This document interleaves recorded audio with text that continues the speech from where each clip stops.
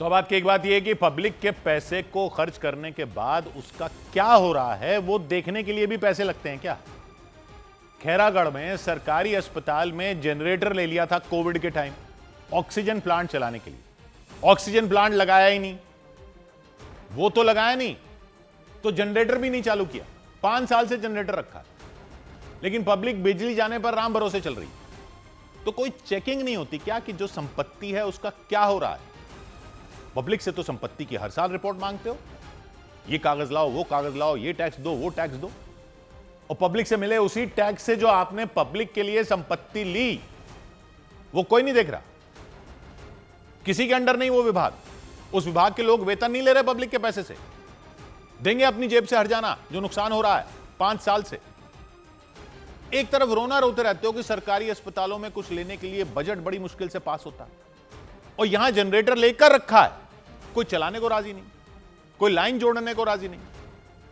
अभी कह दो कि ठेका देना है किसी को जनरेटर का, तो देखो ठेका देने के नाम पर सरकारी लोग कैसे एक्टिव हो जाएंगे। इनकी अपनी बिजली कोई काटे तो शायद कुछ हो। 100 बात की एक बात। उधर छत्तीसगढ़ के खैरागढ़ से एक चौंका देने वाला मामला सामने आया। वहां सिविल अस्पताल के लिए 5 साल पहले लाखों की कीमत से खरीदा गया जनरेटर सेट कभी चालू ही नहीं किया गया, जबकि बिजली जाने पर अस्पताल में भर्ती मरीज और उनके तीमारदार भारी परेशानी उठाने को मजबूर हो गए।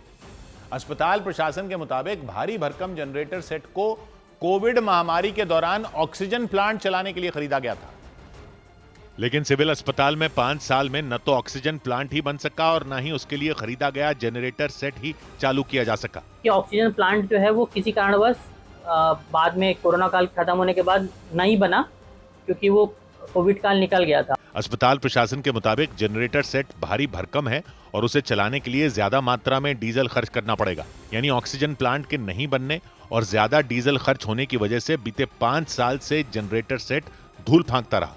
हालांकि मामला सुर्खियों में आने के बाद अस्पताल प्रशासन ने लाखों की कीमत वाले जनरेटर सेट को 5 साल बाद चालू करवाने का फैसला किया।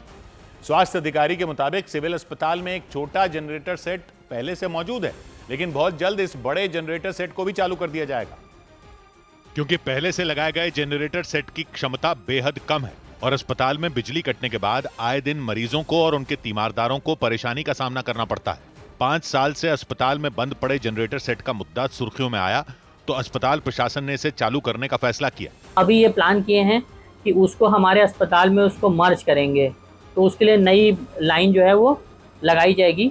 अस्पताल में भर्ती लोगों के मुताबिक जनरेटर सेट चालू होने से न सिर्फ मरीजों को राहत मिलेगी, बल्कि नर्सों, डॉक्टरों और अस्पताल के स्टाफ की सहूलियत भी बढ़ेगी।